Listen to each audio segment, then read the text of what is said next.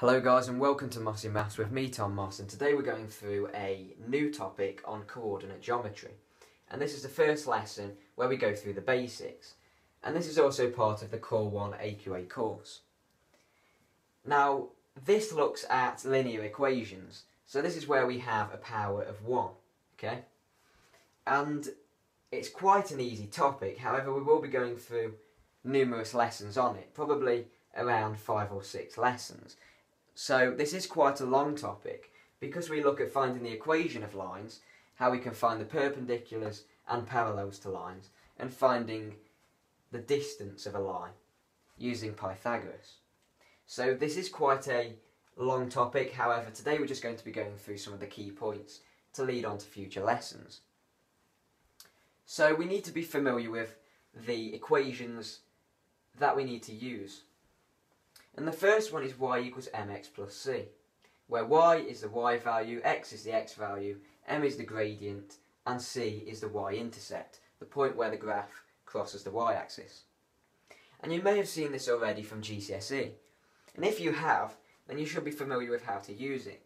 But at AS level we also need to use this equation, y minus y1 equals m, open brackets, x minus x1, close brackets. And this is just another form of this. However, we use this more at AS level because we need to leave our equations in this form to score full marks. And where do we get this equation from? Well, we get this from this equation here. We can derive this from our gradient equation. M equals y2 minus y1 divided by x2 minus x1, where y2 is our second y coordinate minus our first y coordinate divided by our second x coordinate minus our first x coordinate. So they're the key points that we'll refer back to in these 3 questions. Now all 3 of these have been taken from the latest AQA revision guide, and so these are very relevant questions to go through. And they all concern finding the equations of a line. The first one says find the equation of the line passing through the point minus 3, 10 and the point 1, 4. So to start with, we've got 2 pairs of coordinates, and we can now substitute in our values into the gradient equation to find m, our gradient. And it's equal to y2, well our second y coordinate is 4, minus our first y coordinate, which is 10, divided by our second x coordinate, 1, minus our first x coordinate, minus 3. So beware, we've got a double negative on the denominator. We're going to be adding these 2 values together. We're going to get 4 minus 10, which is minus 6, okay? Divided by 1 minus minus 3, 1 plus 3, which is 4. So minus 6 over 4 can be simplified. That's just the same as minus 3 divided by 2. Minus 1.5. And now we have a gradient and coordinates, so we can substitute the values we have into our equation. And we're looking at maybe 2 or 3 marks for this type of question in an exam, possibly even 4. So y minus, now our y1 is our first y coordinate, so we can use 10. We could use this coordinate as well, would obtain the same answer. Equals m, our gradient, multiplied by x minus, now our x1 is minus 3. So, in an AQA exam, this is an acceptable answer. You could obtain full marks by leaving it in this form. But just to be sure, I would always expand this and write it in this form here. Okay? Because I think that this is a neater and more simplified form. And the exams could easily change to ask for it in this form. And many questions will ask for this equation in a different form. So it's worth doing it anyway. But as long as you write this, you know you could get 4 marks. But again, just simplifying this down, we're going to get y minus 10 is equal to now minus 3 over 2x. Now, this is going to be a positive 3 minus minus 3. So positive 3 multiplied by negative 3 over 2, well that's going to be minus 9 divided by 2. Okay? 3 over 1 times minus 3 over 2 is minus 9 over 2. And now we can finish this off by simplifying it. So y equals minus 3 over 2x. So we're now doing minus 9 over 2 plus 20 over 2. Okay? Because we can add fractions by making a common denominator of 2. This minus 10 is going to become a positive 10, and 10 can become 20 over 2. And it's the same thing. So simplifying this, we get y equals minus 3 over 2x.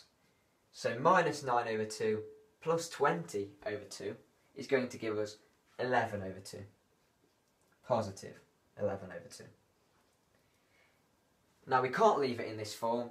In an exam, if we're asked for it in the form y equals mx plus c, then we would have to make these integers whole numbers, because it's not simplified if we have fractions. So we multiply this whole thing by 2 to get rid of the denominator of 2. So multiplying the y by 2, we get 2y equals, now minus 3 over 2 times 2 is just minus 3x plus 11. Okay, multiplying everything by 2. And there is the equation of our line. And once again, you can leave it in this form if it does not specify that it wants it in the form y equals mx plus c, or another form, potentially. So, this is acceptable, but this is what we would have to do if asked for it in this form. Now with this question, it's very much similar. However, this time we're given only one coordinate and a gradient. So arguably this is easier. So if you want to have a go at this question at home, then pause the video and I'll go straight through it afterwards. Okay guys, hopefully you've had a go at home. Now with this question, a straight line has a gradient minus 2 and it passes through the point 3, 1. And we're told to find the equation of the line. So we can simply substitute it into this equation straight away. We already have our gradient and we already have coordinates. So y minus, well, y1 is 1, equals our gradient, multiplied by x minus our x1, 3. So y minus 1 is equal to minus 2 times x, minus 2x, minus 2 minus multiplied by minus 3 gives us positive 6. And we can now simply rearrange this into the form y equals mx plus c. Y equals minus 2x. Now, positive 6, this is going to become a positive 1. 6 add 1 is 7. So y is minus 2x plus 7. Right.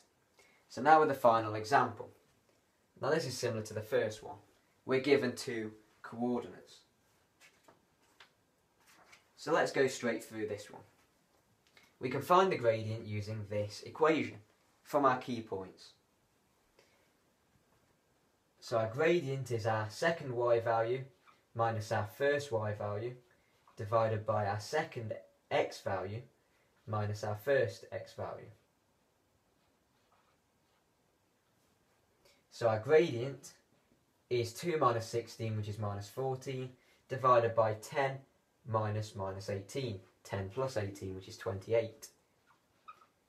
Hopefully we can see that 14 divided by 28, well 14 is half of 28, so we're going to get a gradient of minus a half.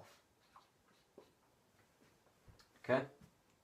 And now we can substitute in our gradient and either of these coordinates to get the equation of the straight line.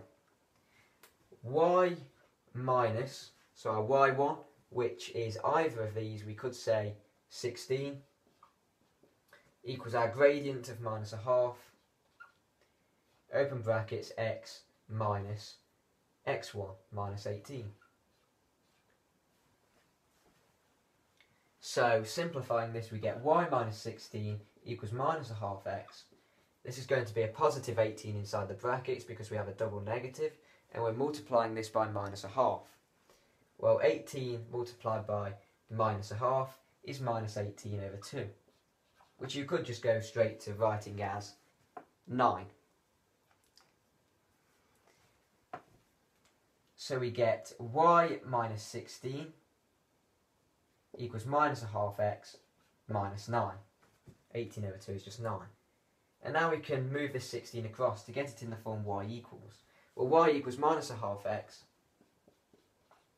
minus 9 plus 16. Well, that's going to be 5, is that? Or is it 7? It's going to be 7, isn't it? Is it 7? Yeah. Yeah, we're going to get 7, okay? As our c value. Y equals mx plus c, our m being a half. Now, once again, we're in a similar position to this question here. We want integers.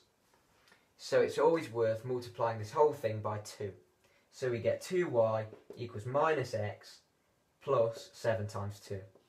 That's 14. So there's 3 examples on finding the equations of lines. 2 of them when we're given 2 pairs of coordinates, and 1 question where we're given 1 pair of coordinates and a gradient. Now this is the easiest part of looking at coordinate geometry, as straight lines. In the next lesson, we'll be looking more into how we can find the midpoint of a line segment, and how we can find the distance of a line. So, hopefully you followed everything there. If you do have any questions, leave a comment below. If you found the video helpful, then please put a like. Please subscribe to my channel if you haven't already. So thanks a lot, and I'll see you in lesson 2 on coordinate geometry.